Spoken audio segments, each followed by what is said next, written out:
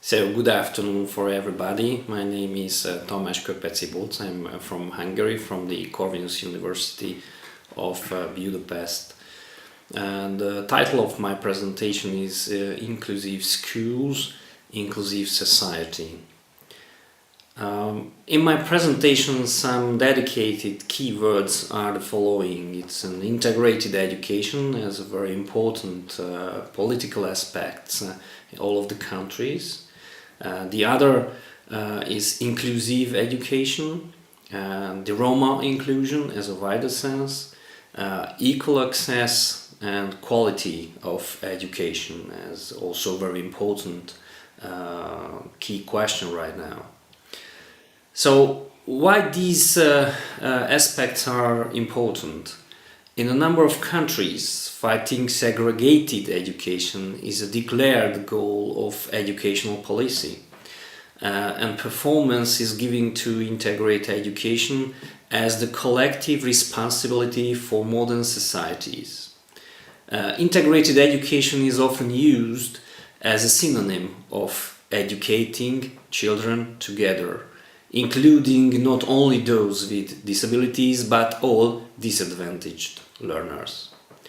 Inclusive pedagogy accepts children as they are, along with their individual differences, and their education is carried out in a personalized manner with respect to both goals to be achieved and the methods employed to that end. At the same time, different learners are taught to accept one another.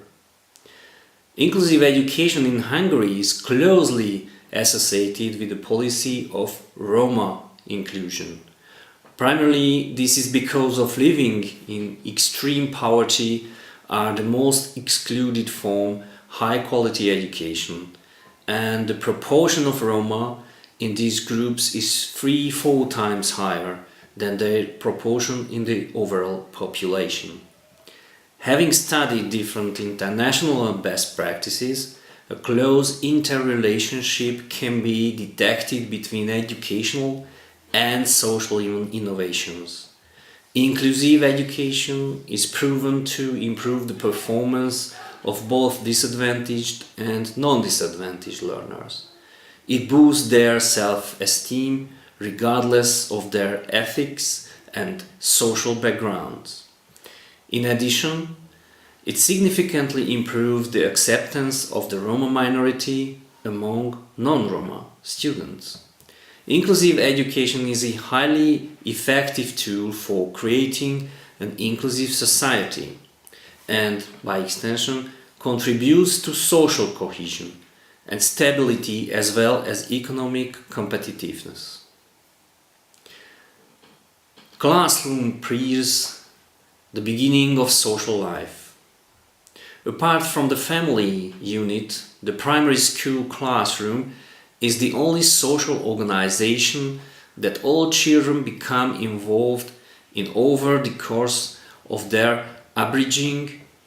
In an ideal environment, the formation of a sense of community is facilitated both by the approximately same level of mental and physical development within the same age group and the more or less homogeneous life environment of learners. Secondly, every single aspect of school life contributes to the shaping of the community of classmates.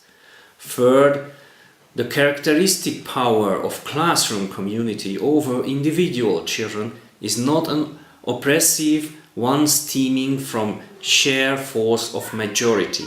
Rather, it has to do with the particular unit of their development stage.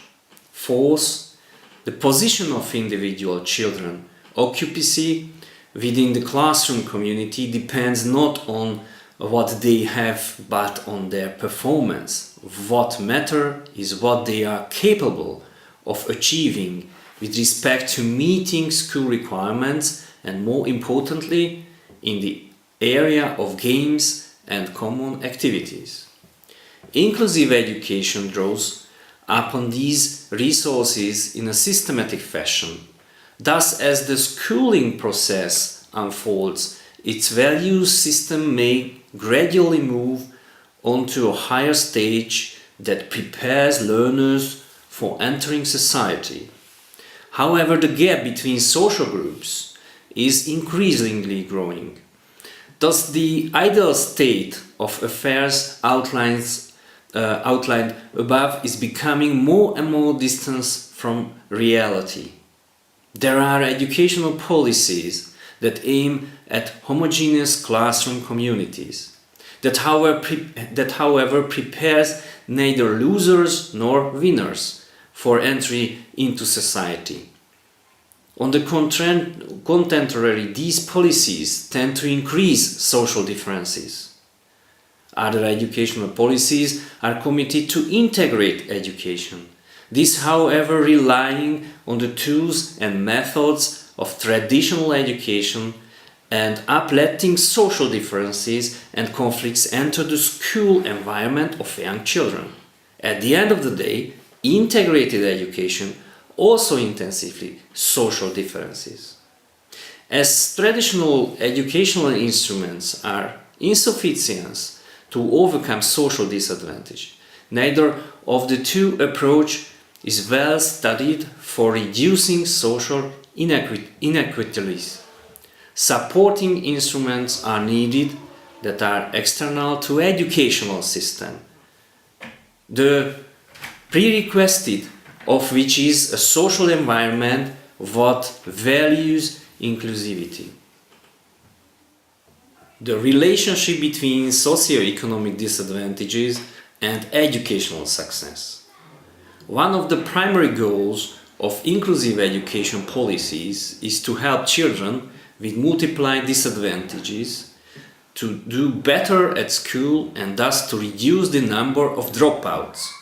Young people coming from disadvantaged home backgrounds, most of them from Roma families in Hungary, often find it difficult to adjust to school rules and requirements. However, the question is whether the school adjusts to these children and in what ways, to what extent. Once these children enter an educational institution, they become easily stigmatized. As a result of their negative experience, going to school soon becomes a burden for them. They develop an aversion to learning, fall behind their peers, and eventually leave the school system without any sense of success or achievement. However, the disadvantages that pull back these children may be compensated for to a certain extent by they and their families need support. Their parents are not able to assist them with their studies and cannot afford to hire external help either. Providing assistance to disadvantaged learners is a long-term social investment. Dropouts lack the necessary skills and competencies that are indispensable to succeed both in the world of work and in their personal life. The PISA 2009 results, namely overcoming social background, equity in learning opportunities and outcomes, underline the severity of the problem and the need for support programs outside the school system. I would like to underline outside the school system. One possible way to ensure equity in education opportunities is to ensure an equitable distribution of educational resources. According to PISA findings, in Hungary educational resources are spread across schools evenly, or in some cases disadvantaged schools are more likely to have more and better resources. This is important to note because across OECD countries, Hungary shows the strongest association between performance of learners and their family background. In the following two successful cases, I would like to describe some good solutions. Case 1. after-school Tanoda support program. After-school type of programs called Tanoda were launched to help learners with multiple disadvantages, Romani children and children in state care for whom neither the family nor the school can provide sufficient support to succeed in education. The main goals of Tanoda programs are to improve the chances of disadvantaged children to catch up with their peers, to reduce educational inequities and prevent early school leaving, to help students to pursue higher educational studies and, in short, to fight social exclusion. The activities serve to strengthen educational achievements and attainment level among students, while engaging parents and communities in the educational process. After-school Tanoda programs are established along the lines of the principles of inclusive education and provide a range of extracurricular activities. Their aim is to help primary and secondary school learners of all sorts and abilities to coming from different social and cultural backgrounds to succeed in school and thus to promote their social mobility. Competence areas to be developed in Tanoda: competencies to promote independent learning, effective and self-directed learning, creativity, motivation for learning. Instrumental competencies like reading, comprehension, text production, mathematics, foreign languages, ICT and communication skills. And the third aspect is personal and social competencies like community development, stable mental health and sense of identity, development of lifestyle skills and career building competencies. Case 2. Entry to school. The policy background of entry to school program is the following. A sizable portion of pedagogical and psychological research is devoted to finding out what the best age is for children to join the community of other children.